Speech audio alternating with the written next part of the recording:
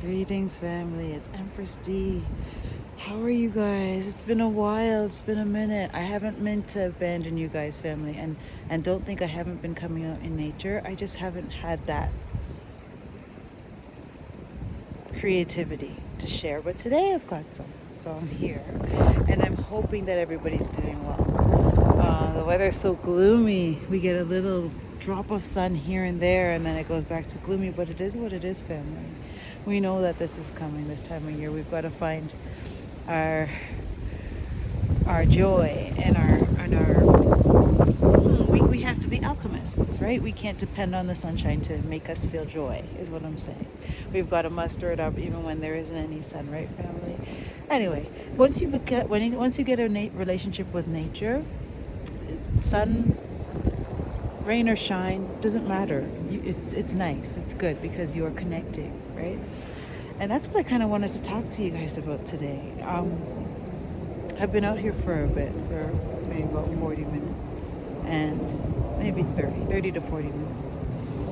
And I just been thinking about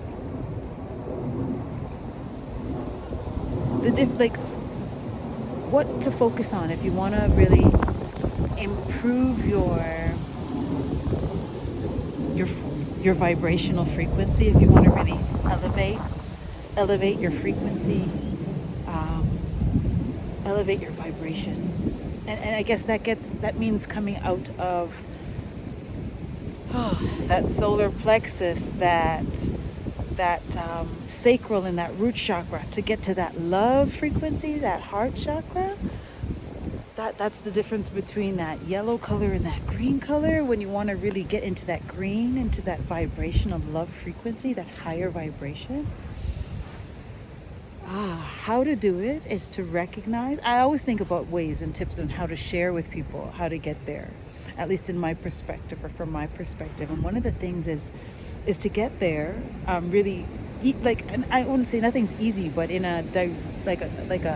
it's like a good directional way and pattern of getting there, and is to simply learn that everything is connected. Okay, once you recognize that everything is interconnected, that will propel you into the love frequency. And here is why, right? Once we recognize everybody should have a certain amount of love for themselves, okay? And it's mandatory, enough at least for self-preservation, right, family? And so most of us want what's best for ourselves, right? And so what we have to realize is that what we want for ourselves is what we must want for others, because we are interconnected, okay? What I want for you is what I want for me, and what I want for me is what I want for you. And that is just what it is, right? You can't want one thing for one person and one thing for the other and one thing for yourself. That's not how universal law functions, right? Unfortunately, or fortunately, for whatever side you're looking at it from, on this planet, the way planet Earth has been, you can operate in a way that's not in accordance with universal law, right? Right now on the planet, there are the most financially wealthy on the planet don't operate from a love frequency. They don't treat others as they treat themselves. And the reason by which they have become wealthy, the majority of them, is by not treating others as equal as they treat themselves, and therefore being able to profit financially. And that's basically what this planet is built on right now, right? Others exploiting others for profit. That's the motto of planet Earth right now, right? And so not vibrating and not moving out of a love frequency, not at all, right? As you can see.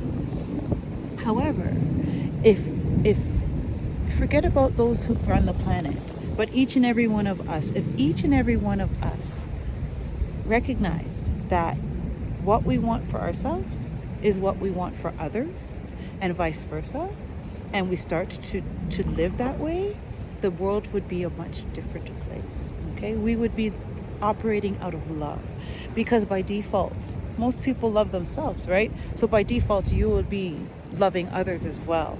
And if you're operating from that place, then that's on a higher vibrational frequency, and that's operating out of the love frequency, right? And that's not what the majority of the planet is operating off of right now. I think we can all conclude that, right? Just by evidence of what's happening. So family, if you want a fast track way to elevation, to self-love, and to finding your way to the love frequency, just recognize that we are all interconnected. What I want for you is what I want for me.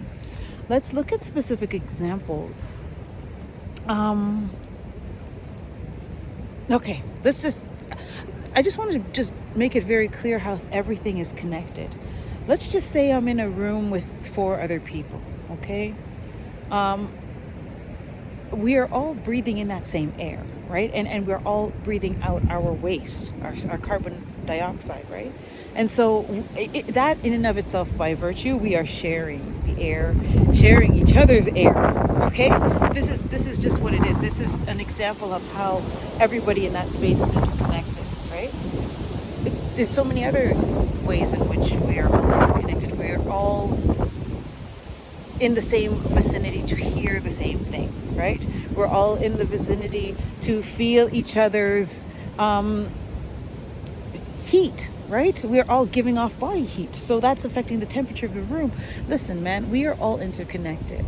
And once we recognize that, even on a physical level, not only on a physical level, so I kind of just described examples of physical characteristics of us being interconnected, but on a mental, physical, and spiritual level, we are all interconnected. Not even us just human to human to environment, human to animals, human to devices, human to everything. We are all interacting with one another. Everything is interacting with everything, right? And so we all affect each other, okay? And so once we're moving about this planet, once we recognize that, I think then people would move a lot differently, right? People would treat the environment differently, would treat animals differently, would treat each other differently. If we all recognize that we are all interconnected. Basically, how you're dealing with something else or somebody else or something is how you're dealing with yourself, okay?